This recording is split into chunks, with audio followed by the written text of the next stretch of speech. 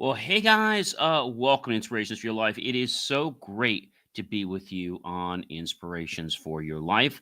Tonight, it is Monday, and this is September 8th, and it is really a privilege, a pleasure and honor to be with you guys tonight. If you're new here, well, let me please say thank you and welcome to you. If you're coming back, of course, a big thank you and a welcome back to you for coming back. Thank you very, very much for doing that. If you're thirsty, friends, why not go grab some water, whether it's our water like I have here, really delicious, or some other snack or a fruit or whatever, what have you, and come on back to the show. Love to have you here, guys. So definitely hurry on back. And if you have not checked out believemeachieve.com, what are you waiting for? Go check it out. That is after the show. All right, guys. Welcome. In case you guys are wondering, I'm sure you probably are. You're probably saying, John, what is that master topic? Well, I'm going to let you know what the master topic is. That master topic is a really, really good one. And that is the mindset shifts that change. And so our granular topic is tonight, Value Time, Series 4, Show 37. And in case you guys are wondering what show that is, well, we're on episode number 3. All right, guys, without any further ado, let's get this show kicked off. All right, everyone? All right, well, welcome to another powerful episode of the ever-popular Inspirations for Your Life. I am your host, JohnCMorley, serial entrepreneur, engineer, marketing specialist, video producer, podcast host, and podcast coach. But most of all, I am a passionate, lifelong learner dedicated to helping you unlock your true potential. Tonight, I want to talk about something that's often overlooked, but more valuable than maybe money, more important than titles, and more fleeting than we realize. What is it? Your time. Because when you learn to value time, you learn to value your life. Pretty simple, right? So let's dive into 20 timeless lessons, no pun intended there, that I hope will transform the way you look at every second of your day. Because after all, we all get the same amount of time every day, but how do you choose to use it? Number 1, time is your richest currency. Yes, it is, guys, your richest currency. So don't waste it, okay? Think about it. Money, status, possessions, these things can come and they can go. But time is different. It is finite. Every second you let slip is, well, one you'll never get back. Treat time as your most valuable asset because that's exactly what it is, guys. Number 2, money comes back. Time never does. You can make a bad investment, lose a client, or even go bankrupt and still bounce back financially. Yes, you can. But no one has ever bounced back from lost time. Every hour you waste is an hour stolen from your dreams, your family, and your purpose of life. Number 3, guys, protect your hours like treasure. Imagine your time as gold bars in a vault. Would you just hand them out to anyone who asked? Of course not. Start guarding your hours the same way. Choose wisely who and what gets access to your time. Number 4, guys, every yes steals a no from your future. We've talked about this before.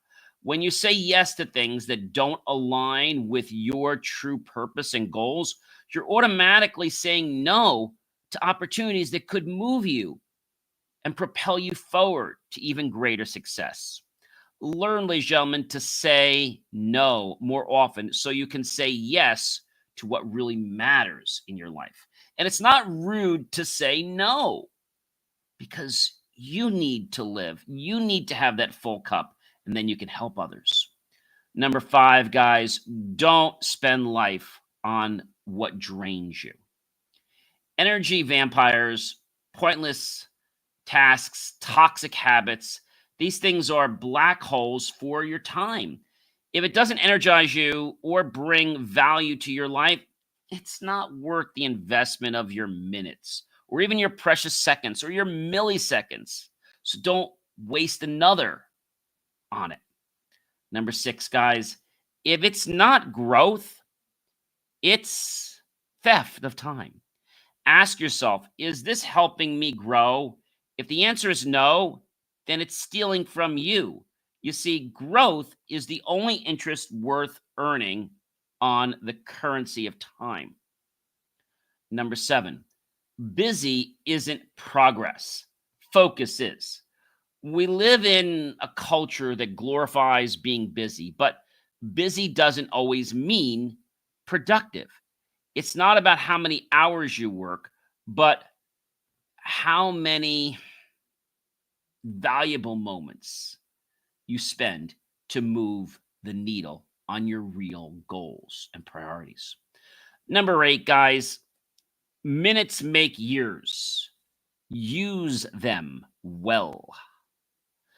People often underestimate their small daily habits, but minutes stack into hours, hours into days, and days into years, and tiny choices compound into massive results or massive regrets.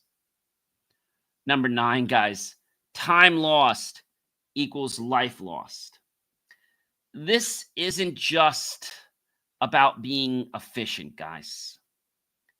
It's about recognizing that wasted time is wasted life. Value each moment like it's a piece of your soul, because it is.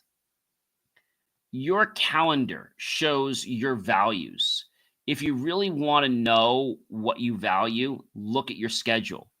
Do your daily actions match your stated priorities, or is your time being, well, hijacked by things that don't align with your true purpose or your goals? Remember your core values. That's extremely important. So many people think that they're working on the right thing until they realize that their core values are not really being respected. Number 11, learn to respect time and people will respect you. Learn to respect time and people will respect you. When you show that you value your own time by being punctual, prepared, and intentional, others will take notice about that. Respecting your time teaches others how to treat you. Number 12, don't kill time. Invest it. Too often, we hear people day in and day out say, I'm just killing time. But time isn't something to kill. It's something to grow. Think of your time like seeds. Plant them in things that will multiply back into your life. Number 13, guys, the clock is always cashing out. Whether you're aware of it or not, the clock is ticking. Every tick is a withdrawal from your life, that life account you have. The question is, are you spending it on things that count and really matter? Number 14, if it's not worth your time, it's not worth your life. Let me say that again. If it's not worth your time, it's not worth your life. If it's not worth your time, it's not worth your life. Time is life. They are one and the same. Don't give hours, days, years to things or people that aren't worth the essence of who you are. I know that can sound harsh, but hey, you're here for a reason. You're here for a purpose. You're not here to waste it. Number 15, small choices eat big years. It's not usually one giant decision that steals your time. It's the little ones scrolling too long, procrastinating, saying, I'll do it later. Add them up, and they can swallow entire years of your life. Number 16, learn how to guard time like gold. It is much rarer. Gold is valuable, yes, because it's rare, but even gold can be mined. Time is rarer than gold. That's right. It's irreplaceable. irreplaceable. Once it's gone forever. There's no getting it back. Treat every second like it's a jewel. And I hope that when you understand that, you'll realize that every precious second, every precious moment, every breath you take is so very precious. Number 17, guys, say no more to say yes to you. You are the most powerful tool. Isn't your calendar? It's your ability to say no. Every no, guys, I've said this so many times, but I'm saying it different ways, so hopefully it hits home. Create space for you to say yes to the people, projects, and passions that really matter in your life. Now, you might say, John, I don't know what really matters in my life. Think about it. Take some time. If you had to go to a movie or you had to go spend time with friends, who are you going to spend the time with? You might say, I don't care. Yes, you do. You care. Think about it. Number 18, guys, time doesn't pause for excuses. Life won't wait, guys, until you're ready. Excuses may sound convincing, but the clock doesn't care. It keeps ticking. The only way forward is to take action now, not tomorrow, not 2 days from tomorrow, not the end of the week, not next week, not 2 weeks from now, not the end of the month, not the end of the quarter, right? Not the end of your year. Now, take the action right now. All right, 19. Design your time or distractions will. Design your time or your distractions will. I like to always say, and I use Google Calendar, but you can use almost anything. If you're not on my calendar, it's not happening. That tells people they need to get on my calendar. I have automated ways that people can get on their calendar, but I only give people 15 minutes if it's not something that I have directly chosen. Maybe it's a 15 or 30-minute chat, like a pre-chat or something like that, but that's all I give. And usually I only give 15 minutes to most things, especially if I don't know the value of it. That's about all I'll give. And I won't keep giving that same time to the same person if they waste it. And if somebody misses an appointment with me, I'll give them a second chance to make an appointment.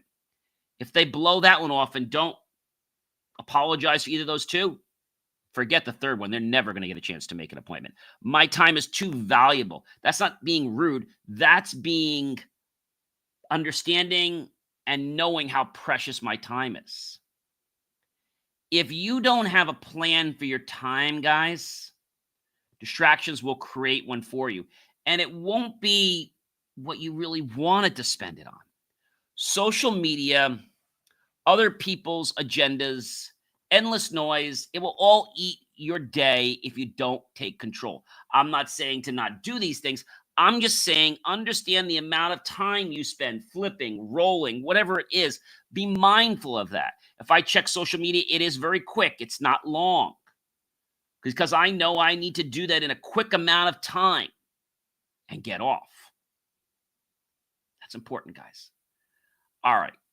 20. Legacy is just time well spent. When it's all said and done, your legacy won't be about the things you owned. It will be about how you spent your time. Legacy is simply the ripple effect of your minutes turned into meaning. Now, I know that sounds really crazy. And I want to share a story with you. So I was working on something. I'm not going to go into the personal details, but I was working on something with someone that I knew for quite a few years in a business opportunity. And we were at a certain point, and I checked with some other professionals that work for me. And I said, gee, is this a good move? Is this a good investment? And everyone said, John, it's probably not really worth it. Okay. So I told them, if you don't hear from me, then that means that I'm not interested.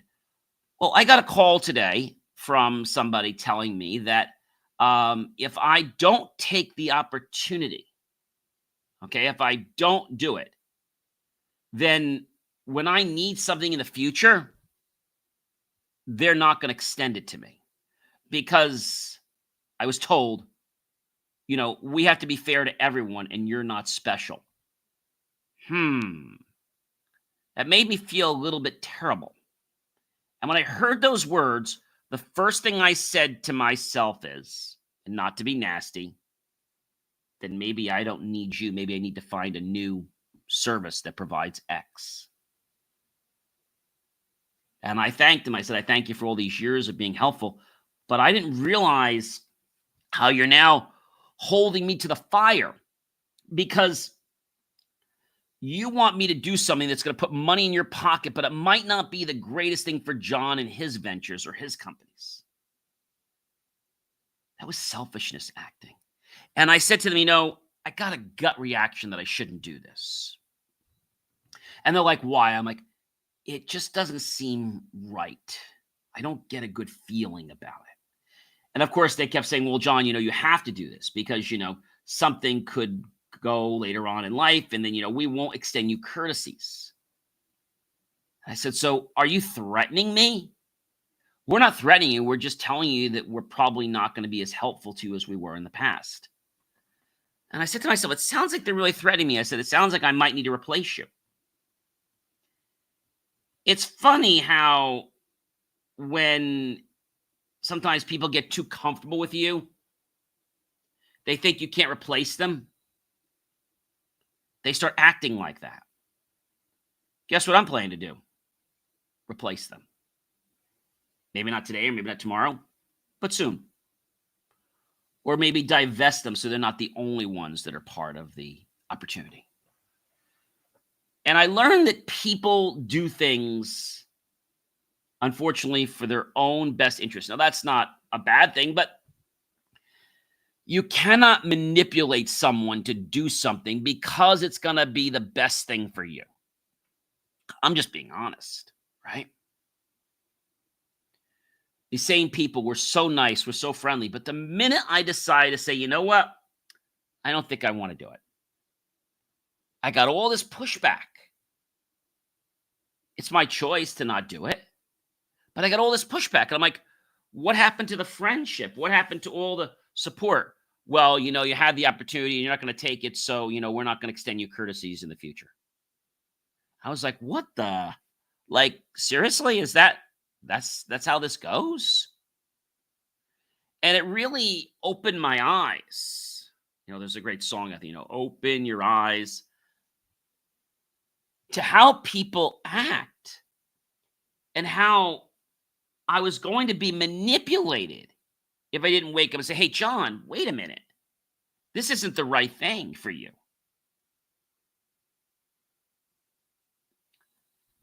And the more I thought about it, I said, you know what, John, you made the right decision to not do this. Because the more these people try to press onto you,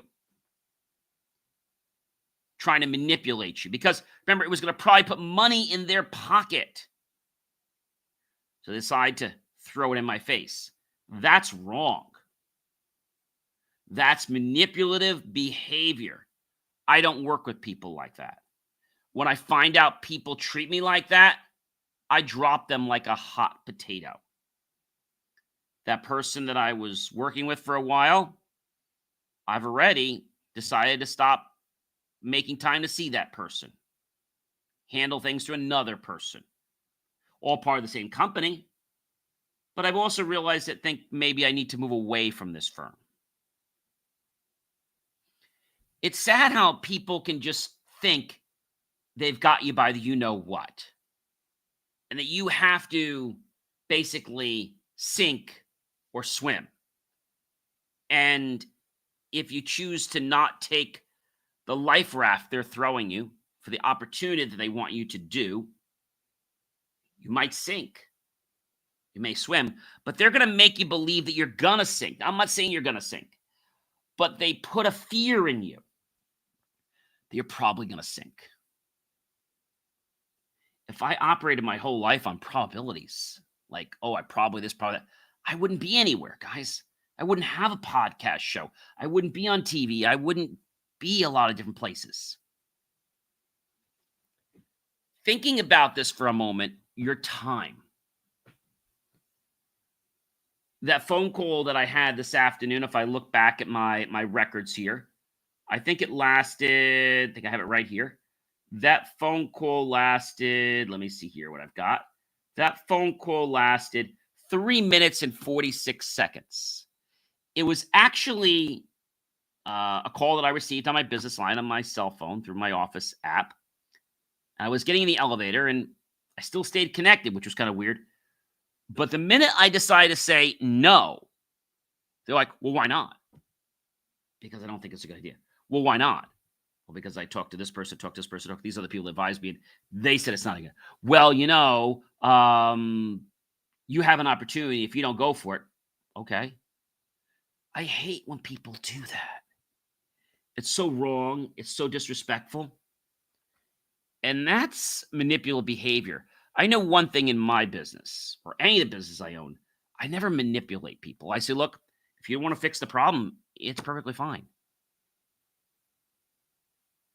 If you don't want me to teach you, it's perfectly fine. I'm not going to make you feel bad because you don't use our service, or make you feel bad because you don't want to get my instructions. No. See, that's a waste of my energy. And this 3 minutes and, 46 seconds that I was on the phone with this person, they were trying to get me to move forward and sign this deal. And I knew I wasn't doing it. But the minute I put my foot down and said, this isn't the right thing, they decided to pull the card that, we're just going to maybe not be here when you need us. And I'm like, what a lousy thing for somebody to do. All the years we've done business together. Just when you think you know somebody in business, you find out a very harsh truth. And I think this is the thing that separates good business from bad business. I don't care whether you're a small company, whether you're a multi-billion-dollar corporation, publicly traded or not. If you're activating only to make money, but you don't want to help the customer, I always want to help my customer and my clients. I always want to make sure I can do the best for them. If you operate in a vacuum, a way that says, okay, I'm only going to do this if, okay? I'll give you an example. Somebody decides it doesn't need services anymore. Am I going to be nasty to them? Absolutely not. They call back to have a question, be happy to answer the question. They want me to come out and do free service? Absolutely not. But I'm still going to be cordial, right? But what should have happened today on this phone call was like, hey, John, just checking to see, when you're going to be signing the paperwork. And it was me on the other end of the phone. I'd be like, just checking to see if you're when you're going to be signing the paperwork. And they said no. I'd be like, I understand. I hope you'll reconsider. It's definitely a good option to have this. But I understand if this is something that you don't want to move forward. It is a big step. I would be empathetic and sympathetic to the person. Because I know that even though it's going to put money in my pocket, it might not be the best thing for their pocket or their business or their infrastructure or even their life. But too many people that I see day in and day out. I was having a great conversation today with an author who asked me to spend some time with him, which I rarely do. But this person that sent me the request came across. It was very genuine. And I felt like I wanted to spend some time with him. I gave him an hour, which again, that was a long time. But I felt that I was able to contribute. I was able to help. I don't do that often. But when people think they can just push your buttons, because if they do, you're going to respond, that is first-class manipulation. Hands down, guys. Manipulation. And so you've heard the saying before, if you can't take the heat, get out of the kitchen. I'm happy to get out of the kitchen. But don't be nasty to me to get out of the kitchen. Don't curse me out of the kitchen. Don't knock me out of the kitchen. Ask me to leave the kitchen. I'll be happy to leave the kitchen. But today, this person that I thought I knew for, oh gosh, probably over at least 9 or 10 years. Somebody that really I thought had my back in business. I learned doesn't care about my back. Just cares about the money they're putting into their own pocket. And when I was threatened today, not directly, but I was indirectly threatened that if I don't do this, well, then they may not be available when I need them in the future. I didn't make a big nasty comment. I just said, well, if that's the way you're going to play that kind of game, I didn't tell them it was dirty. I said, well, if that's the way you guys are going to play, then I might just go find somebody else and I could tell you guys to just stick it. And I think they knew at that point that they were wrong. And I wasn't trying to be rude to them, but I did want to convey the fact that they were abusing me. And they really thought they were going to spin me on the dime to get me to do it. And I wasn't. I was set to say no. No matter what. I learned that certain support systems might not be in place for me. But I just knew that it wasn't the right thing. You know what I mean? Just knew it wasn't the right thing to do. And that's something that's hard when you're with somebody for a long time, whether it's in business or relationship, and all of a sudden that person turns on you because it's about making a buck. That's pretty sad. And it definitely got me to realize that that person's, the trust I had for that person, it went from 100 down to maybe a 50 or even lower. Ladies and gentlemen, if you don't know who I am by now, let me introduce myself. I am John C. Morley, serial entrepreneur. You know, it's always such a privilege, guys, a pleasure and honor to be with you guys every single time I'm here on Inspirations for Your Life or any other show that I put out. Please do check out BelieveMeAchieve.com for more of my amazing, inspiring creations. And remember, ladies and gentlemen, your time is your most valuable resource. Don't waste it. And choose who you really want to spend it with. Have a great one, everyone, and be well.